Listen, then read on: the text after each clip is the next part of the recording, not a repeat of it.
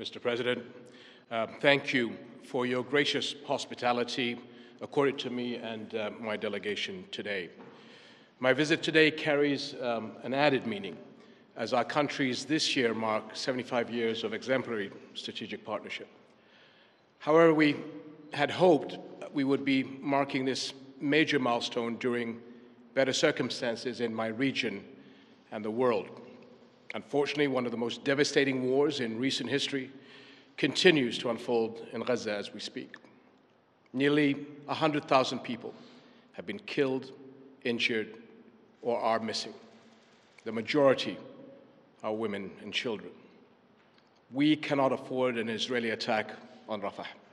It is certain to produce another humanitarian catastrophe. The situation is already unbearable for over 1 million people who have been pushed into Rafah since the war started. We cannot stand by and let this continue. We need a lasting ceasefire now.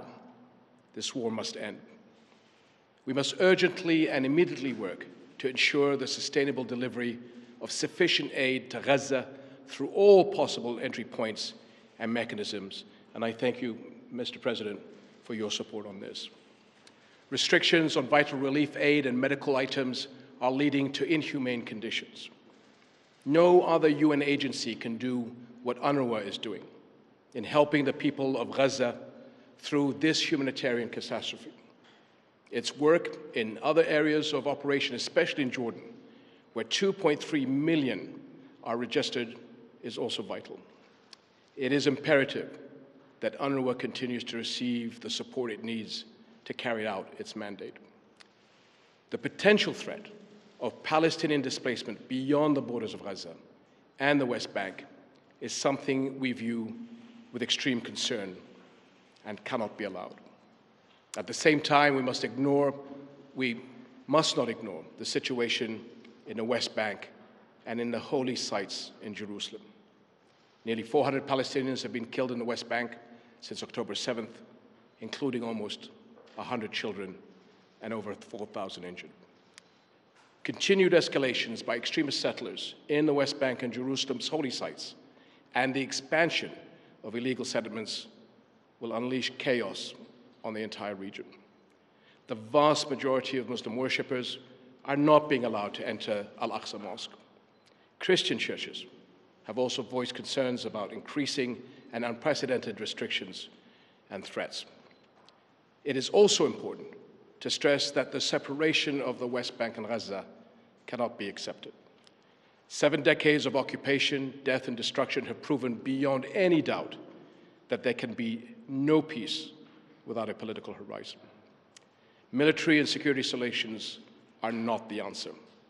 They can never bring peace. Civilians on both sides continue to pay for this protracted conflict with their lives.